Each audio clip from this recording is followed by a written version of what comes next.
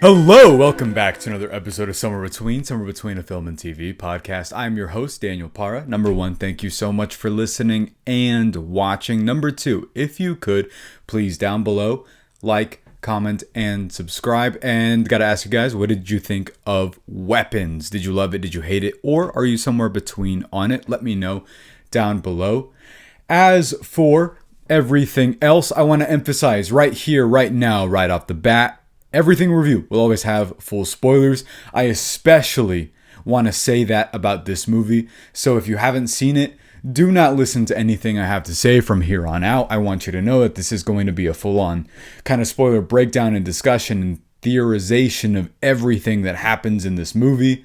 But with all of the warnings being put out the way, we can go ahead and get started. What is Weapons about? Weapons is directed by Zach Cregger of Barbarian, which I'm going to get into in a second just as a movie. And there's a very simple tagline for the movie itself on the poster. It says, "One night, 17 children in a classroom went missing, except for one, and they fled off into the night and they were never seen again." That's a kind of paraphrase of the poster, but the trailer itself, I still haven't seen, actually. I was so excited for this movie, and I know this director's kind of style now just based off of the one movie with Barbarian, and I figured, well, hey, if that's going to do the whole misdirect thing, then I don't want to know. Because he did produce Companion. I know he didn't direct it, but he produced it, and that movie's marketing kind of betrayed itself a little bit. But for me, I was like, you know what? I just don't want to know anything. I don't want to even see a shot if I can avoid it. And I think I saw exactly one, and it was just that kind of Ring camera footage of the kid running along. I think that was the teaser. And the marketing for this, even outside of that, has been pretty astonishing, just in terms of the posters are really great, which I think that shout out to marketing for stuff like that, just because I don't think there's a whole other video I could do about the posters lately. But let's go ahead and get into the movie itself.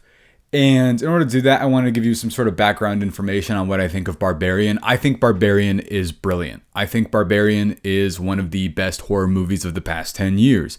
I think it so exceedingly delivers on kind of being three different movies. And I remember the whole argument that Zach Cregger made where he couldn't get the movie off the ground for a while because it's such a leap in terms of the audacity of structuring something, and it kind of is your, basic approach. Like casting the Skarsgård, Bill Skarsgård was definitely, an inspired casting choice into the movie you think you're getting, and then it turns into something else with Justin Long, and then it turns back into another thing. And here, I think he took that and didn't just one-up himself. I think he chose to try and 10 times himself in terms of his ability to try and deliver an unconventional horror movie. This has all the markings of something like Magnolia and Pulp Fiction and The Hateful Eight, all to an extent, all while also being mixed in with a bunch of other stuff. And it's scary, it's funny, it's freaky. And I'm going to go ahead and just tell you my thoughts on this movie right now so we can go ahead and move forward, because there's so much stuff I want to kind of break down, get into. I asked you guys with this movie, did you love it? Did you hate it? Or are you somewhere between on it? And again, let me know down below. As for myself, no question that I think that this is kind of a miracle of a movie a little bit. It's, to me, a modern age horror. I try not to use the word masterpiece like a whole lot, but for any grand ambition it has, for any maybe small executed flaw, whatever it may be, is made up for in sheer ambition, sheer execution, absolute audacity. This movie is phenomenal. There's no real way around it. I think that there is so many different things being covered here. There's so many different approaches just in terms of really everything that it's doing. And I'm being vague, but I'm allowed to talk about spoilers now. So I want to first break down the structure. The structure, the reason why I compare it to something like Magnolia is because we're doing something that felt very, very Stephen King. I felt very much like it felt kind of out of an 80s paperback novel you would find, and Stephen King would have been jealous of if he hadn't written it himself, because there's also Alex's perspective, which we'll get into later, that felt so much like his kind of nightmare fuel. And one thing I want to talk about before we get even further into that is just structure, because let's say, take for example, even if you showed this to somebody, it's so original that you would feel like if you just kind of, I don't know, lied to someone and you're like, hey, this is based off of a book, and then they saw the actual structure, they'd be like, oh, okay, yeah, no, it definitely is. It's got all the markings of it. It has a tagline that you'd feel like you'd read in the back of a, like, let's say you go to a Barnes & Noble and you see that on the back, yeah, you'd grab it instantly, yeah, because there's a mystery there. And it's funny because I think that if you felt like Barbarian had any kind of tonal issues, I never did, but I know like a couple people that had the issues with it kind of switching in genre back and forth. There's an even bigger element of being able to integrate different genres by showing different perspective, which is a really, really smart take on that. So Josh Brolin feels like he's kind of off in a movie like Prisoners, and he's getting to the bottom of what's happening, while Alden Ehrenreich's character, the police officer, and this junkie, I think his name is James, are having this like back and forth cat and mouse, and they're almost kind of in like a slapstick comedy situation, and then it turns a lot darker a lot faster. And Julia Garner is in what I'm gonna say some of the stuff I think that this movie's about, just in terms of symbolism, but she feels like she's kind of dealing in this sort of like heavy drama aftermath of a fable, or a kind of symbolic sort of representation of something like a school shooting as a teacher. That feels like she's personally not necessarily liable, but everybody's telling her that she is. And then Alex's character is straight out of the like bring her back, like the Stephen King Stranger Things, but to an nth degree level of it all. And seeing all of these different perspectives and approaches to this movie and this exact one situation is why it works so well. Because it reminded me a lot of a movie I think is underrated that came out a couple of years ago, that of course is also a reference to Rashomon, is The Last Duel by Ridley Scott, where it was this one situation and it was about all these varying perspectives. And getting that in the horror context is very cool, because you don't necessarily get to see every single person's take on that. And like, let's say Prisoners, for example. Prisoners didn't have anything supernatural in it or anything, but we saw Jake Gyllenhaal's perspective and Hugh Jackman's, and that was it. And of course, we're following them, and naturally one takes it too far, and then it's a whole kind of moral debate about how far you're willing to go for your kid. And this definitely has some topical things I think to say about America and how it handles its viewing of children. But here, taking a one big situation that happened that impacted a very kind of communal small town is interesting in terms of it's just a neighborhood, right? We don't necessarily go outside perspective. We hear it on the radio sometimes. It's been 2 years since the disappearance of 17 children that fled off into the night at 2:17 a.m. And it's just so cool to see the bouncing and the back and forth of all of it. But really going into the positives and the negatives before I want to touch onto the deeper themes and concepts of the movie itself, let's talk about what's impressive above all else before we even get into the acting, is the sort of high wire balancing tonal act of it all. It's not a comedy. I don't want anyone to say that it is. I told you that Together kind of was a horror comedy to me, and it definitely was. I think that leaned into humor for sure, more than I would say certain other things. This, though, yes, it's funny. Yes, I busted out laughing several times because it is just that good at it. However, Zach Cregger is very clearly a sketch comedian at heart because of, I believe his sketch show was called, oh man, I'm blanking on the name. It's The Whitest Kids You Know? The Whitest Kids You Know, yes. And Jordan Peele, and I can tell it's coming from Tim Robinson that he's going to do something crazy. But sketch comedians specifically seem to be very, very good at horror filmmaking. And I think part of the reason why is setups and not letting you in on the setup and then the payoff of the bit at the end. Because they're all kind of structured like that. They're all very windy. But I think that the reason why sketch comedians might be better at this than even just like, let's say, comedians is because they know how to do red herrings. And there's multiple in this. There's so many conversations throughout the entirety of this movie because it's already uneasy that you read into that necessarily don't even need reading into. But then this is the type of movie that, yes, you do also maybe wonder, does that mean something? Especially on a second viewing, which is something I entirely plan on doing because this movie is just that good. For example, Josh Brolin pulls up to the construction company that we assume he works at or he owns because, you know, it's on his truck. And there's a whole debate between, oh, we ordered a green door and we got a red door instead. And he's like, why on earth did we get a red door? And then it pans to the paint that's in the back of his truck that we then earlier on saw someone was kind of harassing Julia Garner's character and put witch on the side of her car. And you can kind of put two and two together. That's like, oh, maybe, okay, so he wrote witch in paint on her car, but then of course it's never actually addressed. So you're like putting two and two together, but then you're also like, okay, but knowing what we know about certain other characters and their kind of ability to be, let's say, overtaken to an extent, is it? Or what are we dealing with here? And there's so much foreshadowing in this movie.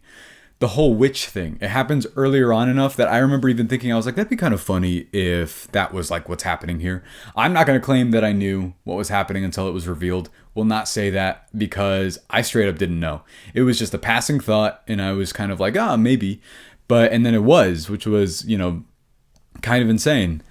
And then there's also other stuff as well. Like whenever, her name's Aunt Gladys, she's played by Amy Madigan, a standout in this movie, by the way, says to Alex, whenever she's threatening him in their first initial meeting with each other, and she makes the parents stab themselves with a fork, which, by the way, we're going to talk about that in a second.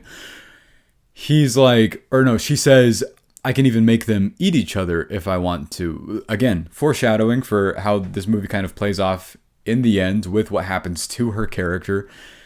She kind of gave him the instructions on how to do this, and he just sort of learned by proxy, which is really great and intuitive for a horror movie because kids in horror movies can sometimes be super annoying. And they're like, you usually want them to die. You want them to die so bad. I remember initially, this is another thing that I think that this movie played off in terms of subverting expectations.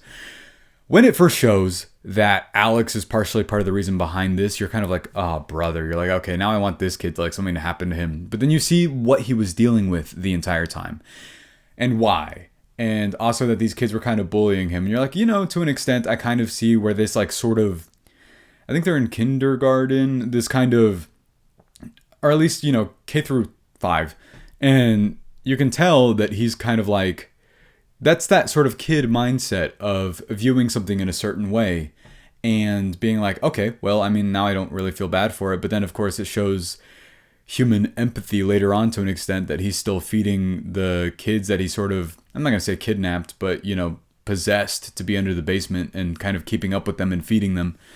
But if I were to say really all of the kind of different things that are in this, I've seen one critique of this movie that I don't have, but I like to read into other perspectives. That way I can try and kind of see if I agree, disagree. And what I noticed is some people were saying that this movie's not necessarily about anything. And I can't help but disagree with that completely. I do think, based off of the marketing from what I heard, that I thought it was going to be a kind of metaphor for a school shooting type of thing and sort of a commentary on that. And you know what? I still think it is to an extent. Do I think it has a whole lot more going for it than that? Yes, I do. But I remember reading some people that had the complaints that it goes off into this kind of campy horror realm territory. And don't get me wrong, it absolutely does. But I think that it still doesn't necessarily mean that it's not about that. Because I think that the entire impact of the kids missing in the first half of the movie, when you see two different perspectives of the PTA meeting when all the parents are upset, and the kind of rhetoric and the dialogue that they're having is very much reminiscent of the type of meetings you'd have of something like this. Well, it's like, well, somebody needs to be responsible. Somebody knows what happened and why the kids were put in the situation that they were put in, mostly coming from Josh Brolin's character. And very much the impact of him still sleeping in his kid's bed. You can tell that he kind of has a strained relationship with his wife based off of the past 2 years that have happened, because she just says, I'm going to work, and he just like waits for her to leave, and that's it. And there's not much more written about that than their interactions with each other in that aspect, which I do think goes to show that Zach Cregger is a brilliant writer as well, because he knows how to draw the line back at a point to not have to over-explain things, which this movie almost refuses to give you all the answers right away. You do find an answer in the middle of a movie, and maybe the most unexpected character, and I'm going to talk about him in a second, but Josh Brolin's character very much is a symbol of that. And yes, it's over the nose, or sorry, it's on the nose, over the top, and on the nose. Yeah. And what it is in the dream sequence that Josh Brolin has when he's in his child's bed, you can see initially he's chasing after his kid, and there's an AR-15, I believe, in the sky, an automatic rifle, and it shows the time 2:17. That's on the clock, the time they left that night. And it's hanging over him above the sky. And it's maybe the most, like I said, on the nose type of symbolism, but it's kind of a haunting image because it's not necessarily explained. You know what it means, but then what happens is he walks into the house and he can kind of see, like, you know, the kid sort of has like the clown makeup on. There's a kind of motif of that that's very freaky. And I love Josh Brolin's reaction to after the fact. It's part of why this movie has humor in it in the first place, which I want to touch on later, where he's just like, what is going on? And I do think that it doesn't necessarily even undercut the scary aspect of it. I think that there's just a sense of humor coming from this movie that I think that Jordan Peele also utilizes in his, because they call out, they're like, this is weird. Can somebody please help me? And instead of just keeping it to themselves, which I think is very, very smart. And I do think that Josh Brolin's character is kind of the symbol for how America kind of treats the way that we handle situations like that, and sort of the modern media aspect of it, where we only ever hear it covered on the radio, and then the kid narration that's also happening simultaneously is like, well, the adults were so embarrassed that they couldn't solve it, that they just moved on or tried to move on. And obviously this community is just sort of forced to kind of deal with the aftermath of that. And nobody ever really fully checks in on that after the fact. It's very much about the kind of sensationalism that comes with that type of event happening to a community. And in that aspect of commentary, I think it's very smart. And I think that it also goes to show how maybe even communities treat kids to an extent, where it was a lot of them saying, like, early on where they're interviewing Alex, like, oh, was there a TV show that kids did this, or is it modeled after this kind of behavior?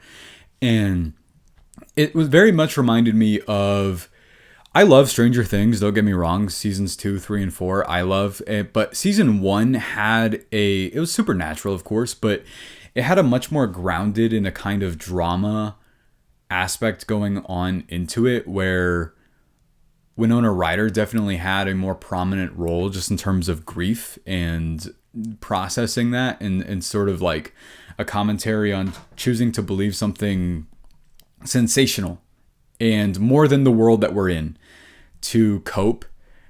But here it's sort of something similar, but obviously, something supernatural is happening. And I do think it's kind of about partially how a community handles how we handle kids and how we handle our ability to keep them safe, and what happens whenever a seemingly mundane day goes awry and completely wrong, and how to sort of deal with that kind of trauma that can come from that. And is that what this movie's about? To an extent, yes. Does it have a million red herrings that makes you think it's going to be about a lot of other stuff too? For sure. There's a character played by a guy from Euphoria that I'm blanking on the name of, which I feel terrible for because he's amazing in this movie. I think his name is James, and he plays this kind of like meth addict. And what do I say, kind of? He just straight up is a meth addict, and he's robbing. One of the funniest jokes comes from him whenever he's robbing this house, and he's like, "Oh, Willow," and then he's also there's a reference to Mr. Peabody and Sherman in this movie. I want to know if anybody else caught that at all, but I love this. This is where the humor comes from in this movie. He shows up to the house where Alex's parents are. Much later on in the fact, we notice that the reason why is because they're being overtaken by this kind of like voodoo magic happening. And he just sees that there's something wrong with them, and he's like, oh, sorry. But then he notices they're not moving, so he proceeds to rob them. And then this character, just by pure happenstance, finds out where the kids are first, because he just happens to be in there, and then he stumbles on that, and then he runs out after the fact. And of course, it sounds like the ramblings of somebody that's a meth addict. So of course, it leads into the police station, and it's a very windy road with how all of these stories are connected. But he brings a certain levity to this movie, but it also ends up kind of terrifying because there's some situations that he puts himself in as well that are very scary, which is why I want to shout out Amy Madigan's performance as somebody that you just loathe, and I mean despise. I think that her kind of reveal towards the back end of the movie is very, very clever. You don't know what's going on for a lot of this movie, and in order to explain her character, I kind of want to break down the happenings of this. So the first 2/3, I would say, or the first half, you're following Marcus is one of them, and Julia Garner's character, Justine, Alden Ehrenreich's character, the cop, or sheriff, the cop, and it's about 5 or 6 different perspectives. Josh Brolin, before we finally get into all of these stories coalescing into one, and sort of slowly but surely, it's revealing very one piece at a time what's happening. I think it was very smart to put Justine's character first, because she's the one that has a deeply troubled past, and it kind of makes you wonder, does she know what's happening here? Does she know what's going on? Is she in on something here?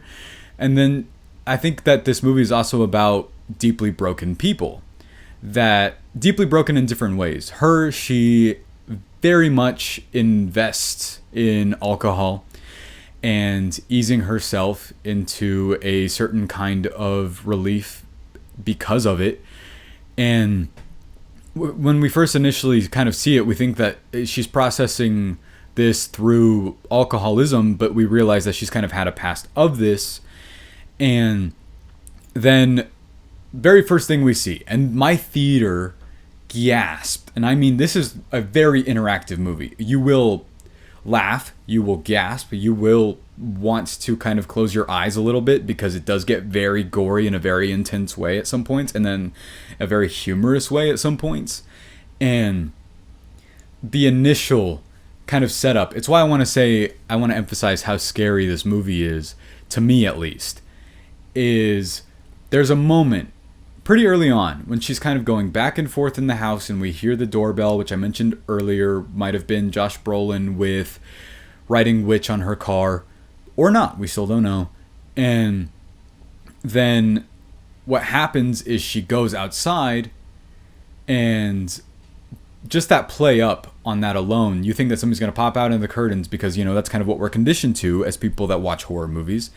But then later on, when she starts following Alex around, which is in its own way kind of creepy, which is sort of, her actions make you wonder what this woman's doing, but you realize that she's just a teacher that cares so much for the kids that she teaches, especially Alex, and because he's the one left, that whenever she follows him home, and then we see a woman stumble out of the house, and then it's all dark, it's shrouded, and I want to talk about how this movie's shot in a second, but it's shrouded just around her, and then this woman's carrying these scissors, and she stumbles, and the sort of body language that's communicated while this person's moving is freaky, because at this point we don't know what's going on. And it walks up to her, and you can see her in the perspective of Julia Garner's character sleeping, but then we think that she's just going to walk away, because the movie takes its time to set up this scare. And then there's this sound design and this camera movement where the car opens, and you can just like see the kind of like shadow like on Julia Garner before we ever see what the woman's doing. And my audience gasped so hard at this moment, because you're like, what's happening? I genuinely thought, since this movie was already kind of like, we knew that this was a little bit unorthodox in how it was structured, just based off of the movie presenting itself right off at the beginning alone, that when she cuts the hair, people freaked out at that. And then it cuts, and then you see the title card for something else, and this movie refuses to reward you right away. It's like, no, you are going to sit, listen, and wait, and the payoff is going to be more than you can imagine it being. So then it cuts to, I believe, Josh Brolin right after that, and Josh Brolin has his own moment where it's so scary in this dream sequence. And I think that normally a dream sequence is a cop-out. Normally a dream sequence is a way to get a really easy scare in, but something that this movie chooses to do is let you in on the fact that it is a dream happening before you like end up thinking that it might be something else, and it does so in a very clever way. But there's a kind of motif going on with the kids all wearing this kind of like clown makeup, or at least Gladys's makeup, and it kind of makes you want to theorize, okay, so how much of this is a dream to an extent, and how much of this is this woman kind of implanting herself in this community and in this town? Because I do think that this movie doesn't give you all the answers, and I think that there's still things to theorize despite the answers it does give you, which is as to what's going on. And the whole thing with Josh Brolin's character, whenever the kid's on the wall and then he like rolls over, and I believe this is the one where you see Aunt Gladys's face really up close, and it's really freaky, and then it cuts, and then my audience freaked out at that as well. It's just, it utilizes and trusts that you are along for the ride, and you definitely are if you buy into it. Can I see a world in which this movie doesn't work for everybody? Absolutely, for sure. If you think it's a little bit too funny and undercuts itself in terms of it being scary, totally get it. But I do think that humor and horror is so in the same lane. It's very much on the element of surprise and playing with somebody's emotions. It's kind of like the punchline to something a scare is to a joke, but obviously this would be the punchline to something being scary, which is why I think comedians know how to subvert expectations, because they're like, no, you thought that was going to be the scary thing. No, you just wait. Let's keep going. And one other thing that, while we're on the dream sequence of Josh Brolin's character, I want to touch on is the aspect of in which the 2:17 a.m. time specifically comes into play. It is very specific. It's very kind of on the side of, it's said enough that you're like, okay, that means something. And does it let you in on the fact of what's going on in terms of it a little bit? No, not really. But I was looking into this because somebody said that that's very close to the witching hour, and I looked up at what time that was, and I believe it's 3 a.m. So that could be a reach, but it does make sense, unless, I don't know, it took, what, like, I'm bad at math, but like 33 minutes, 17 to 27, Jesus, I'm sorry, that's totally off. But, you know, that amount of time from 2:17 to 3 a.m. for all the kids to show up at the place. Yeah, I was so off on that, my bad.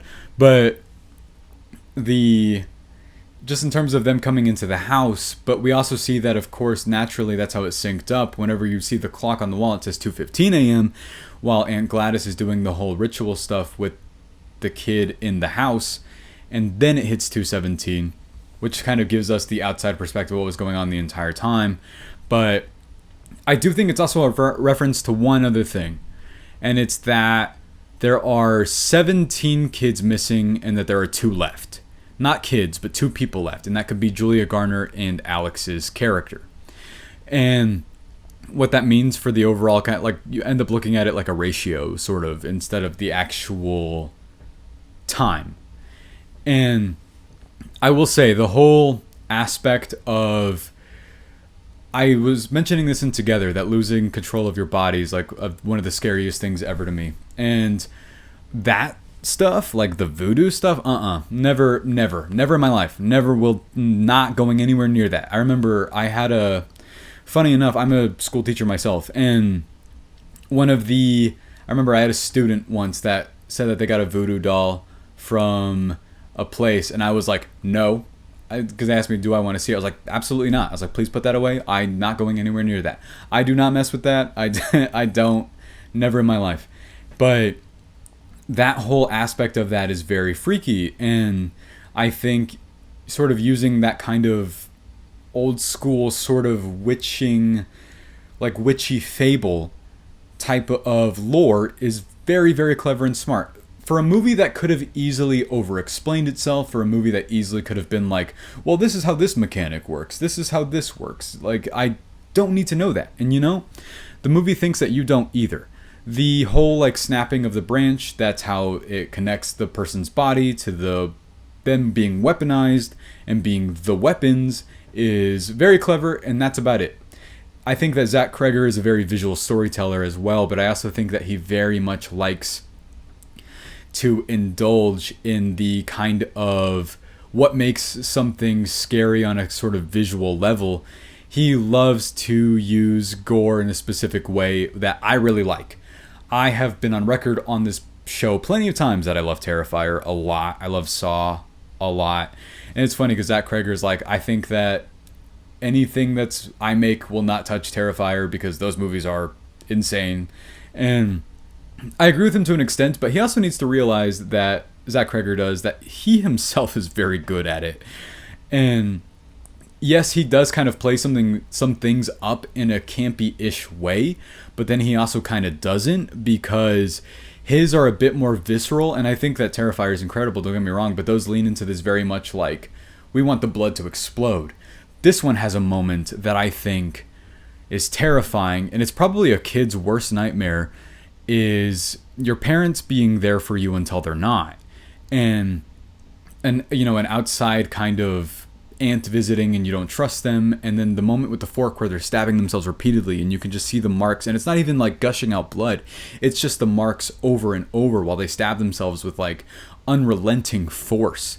That's so viscerally scary to me. And I think it's part of you putting yourself in the position of a kid's perspective, that I think that Alex's story in this, while Josh Brolin's is definitely about the kind of suffering of after the fact, I think that Alex's is kind of the sort of outlook on the world that a kid can experience, and an adult might not take them too seriously or might not believe them because the adult speaking for them is kind of covering certain things up. Bring Her Back was about that to an extent as well, and I loved that movie, but that was going for something a little bit different as well. But this one is also kind of trying to touch on that child perspective and just wanting to be able to fend for themselves a little bit. Like I think that there's a very kind of early on, not even early on, but early on in his story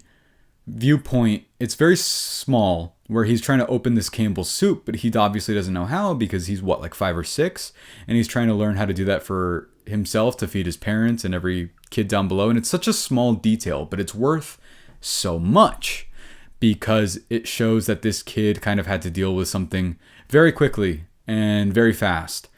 And I think that adding little moments like that just goes to show that Zach Cregger very much knows what he's doing in terms of writing and directing.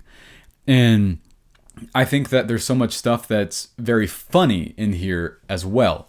I think that some of the humor that works astonishingly is, and it reminded me of Jordan Peele. I'm not saying that he's the first person to pioneer this. He's not the first person to do it, but I do think that since as far back as Get Out came out in it's been a while now, huh? 2017, 2016, that a character calling out that they're in a situation that is bad and brings a certain levity and a certain humor to it that also makes it kind of scary.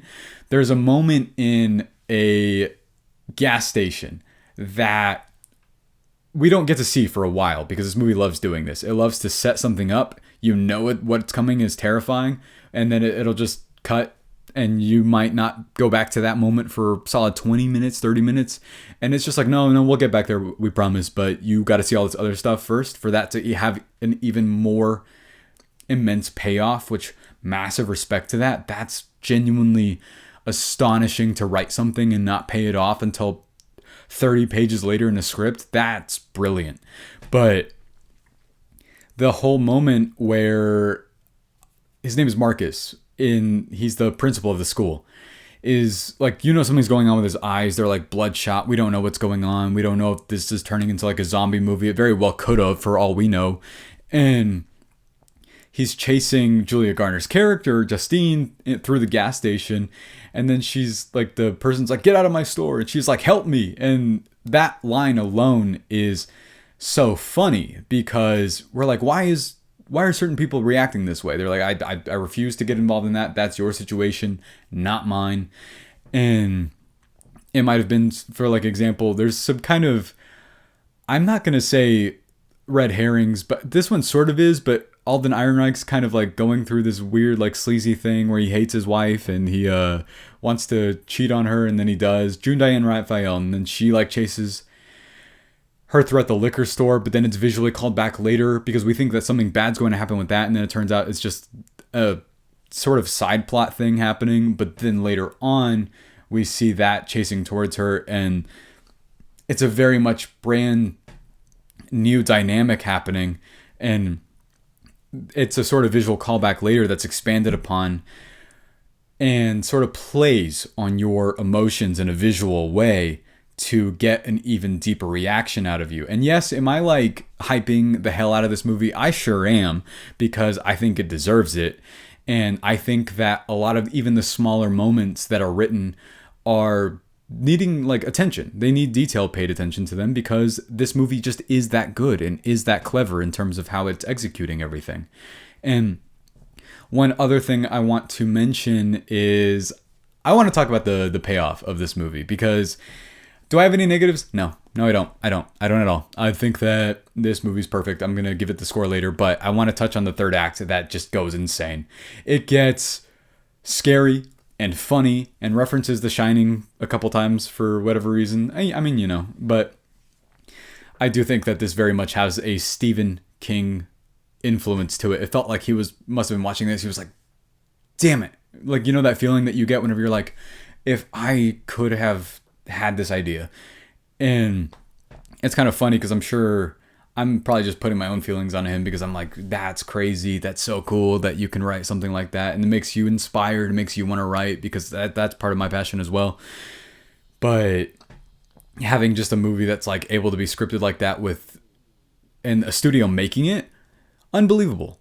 And Jordan Peele, there was that whole story about how he was mad that he didn't get a hold of this movie. I get it. I get being mad. Like, imagine that you're in charge of a studio and you see this and you're like, are you fucking kidding me? But this movie is just so great. And the payoff of everything that happens within the third act, where Amy Madigan's character, Aunt Gladys, is eaten by the children because, of course, she kind of gave Alex the keys, so to speak, as to how to kind of get rid of her. And I think that payoff is genuinely so great because it's a callback to much earlier in his story for that.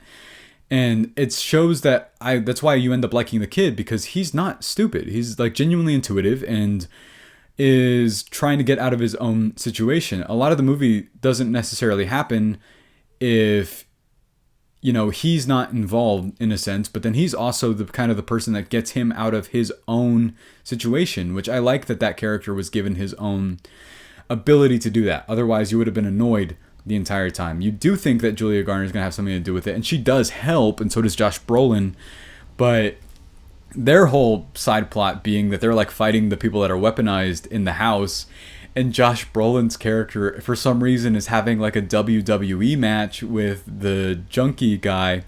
I think his name is James. And this is like where the humor comes in, because you're like, this movie's relentless in every kind of way, where he like continuously beats him over and over and over and over and over. And I'm not even exaggerating. I do genuinely think it happens like 6 to 7 times before they finally kill him. And I think that what's crazy about that is, could that humor have undercut the entire situation? Yes, for sure. Why doesn't it though? I think it's because there are other moments in the movie that this situation's happening that aren't played for laughs. I think that there's the whole thing with Alex and his parents. That stuff's heartbreaking. That stuff's just sad, and it's scary because the parents are losing control of it, and he steps over there's something where sound design, shout out, by the way. It's a shot that looks like this. Like, I'm centerpiece right here, and it's said earlier on, don't step beyond the salt. And he does, and the shoe kind of tilts below, and he taps it, and you hear the bell that's sort of a motif that happens throughout the movie.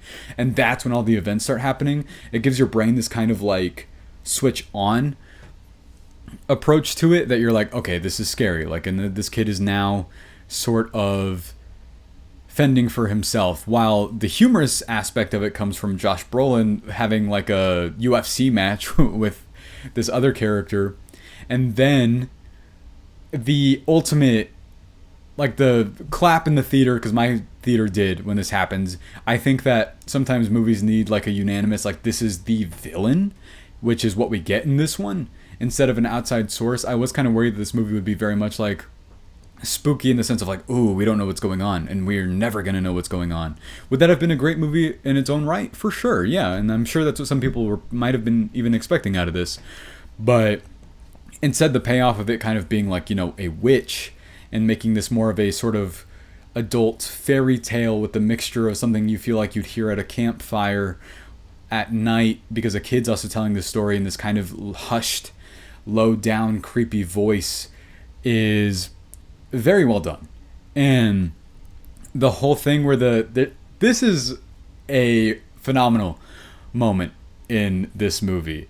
And it's a tracking shot of whenever the kids hear the bell that Alex like has them all chasing after Gladys, where this girl in like, I think it's a purple or a pink shirt, crashes through each and every single window. And I think that part of the rush you're getting out of this moment is typically like, if you were in full control of your body, you'd probably be running through all the doors and stuff. No, these these kids are crashing straight through windows and walls and doors with all the force in the world, but we're getting perspective of just one kid, and it's this girl that seems to be on a mission, and she crashes through this window over and over, and we see all these outside shots of people just kind of watching what's going on and not being fully aware until they catch her, and then they eat her on the lawn, and people clapped. And you know what? Deservedly so, because the movie really trusted you up until that point. And I think it's why it has a very high score, Rotten Tomatoes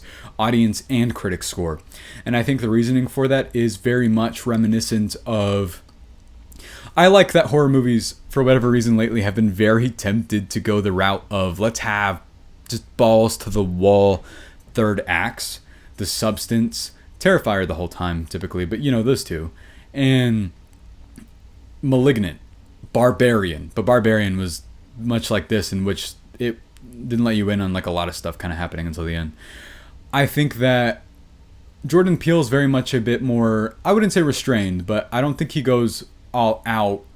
But I would say for us a little bit, but he goes all out in a different way. He goes all out in a kind of like the weirdness of things happening. But this one, I think, works on every single level. I do think it's about quite a bit, even if you think it's not. I think it's because it's humorous sometimes that maybe people didn't take that away from it. But I do think it's about kind of the suburban America and how we treat our handling of children and how we might be neglectful in a sense, and kids to an extent, and what they're going through and their perspective. But then it's also weird and freaky and scary and funny, and balances this tonal act of even being different kinds of horror movies within one. Because is this a horror movie? Yes, absolutely. Is this also like a crime procedure in a way reminiscent to something that's like a real life horror, something like Prisoners and Seven to an extent? Also yes. But then I would have loved if this movie would have come out in October, but I also feel like you wouldn't want that, because I think it might give away what the movie's about and what really is happening based off of the date in which it came out. So you know what? Respect to the August release. But yes, I rambled on for nearly an hour about this movie because it's just that good. It's phenomenal, and I loved it so much. I want to touch on one other thing. It's astonishing to look at. It's gorgeous and scary, and gives it this atmosphere of sometimes it's kind of sun-baked in the day and scary things are happening, but then there's also this kind of mist to it the entire time in this town, which I don't really know if they ever say where it's at, but it works that we don't know what town it's at if it's just in a small town. I know that Zach Cregger said that this was taking place in the same world as Barbarian. I'm not really sure why he said that. I don't know the connection in which that would happen. I do love Justin Long's cameo. I don't think that's the same character though. Like why and how could it be? But yeah, I guess it's score time. 5 out of 5. 5 out of 5. Just, I don't have any negatives. This movie's phenomenal. I do think it's perfect. I think that even for if it had any small minor flaws, I don't remember them. And this movie works on every single level. I want to see it again because I want to see how it plays, knowing what you know about it. And I think that it has one other thing before I go. I haven't had a nightmare about a movie since I saw like The Mummy when I was like 8. I had a nightmare about this movie after I saw it, and that goes to show, I think. But The Mummy, I was like 8. I don't know why I thought that was terrifying, but yeah, massive credits to this movie. I loved it so much. And if you listen to this and you haven't seen the movie yet, I wish you hadn't done that, but also thank you for watching, because this movie has so many surprises in it. Please see it if you haven't yet before anything else gets spoiled for you. Hopefully I didn't touch on every single thing, so you can still have a surprise or two. But otherwise, if you have seen it and you wanted to listen to this, thank you so much for that. What did you think of Weapons? Again, did you love it? Did you hate it? Or are you somewhere between on it? I want to know. I want to know what your theories are about what's happening in this movie. Is there something that you disagree with me on that you feel is different than how I felt. Is there something that you think might have been happening that this movie was about that I didn't touch on? I want to know. I want to discuss it. I want to talk about this movie so much. I thought it was so damn good. Again, 5 out of 5. And thank you guys so much for listening and watching. If you could, please like, comment, and subscribe. What's up next? Nobody 2, I believe, is the next film that will be reviewed on here. And we're going to try and get some more TV for you out there as well. But in the meantime, stay safe. Thank you for listening and watching. And I'll see you soon.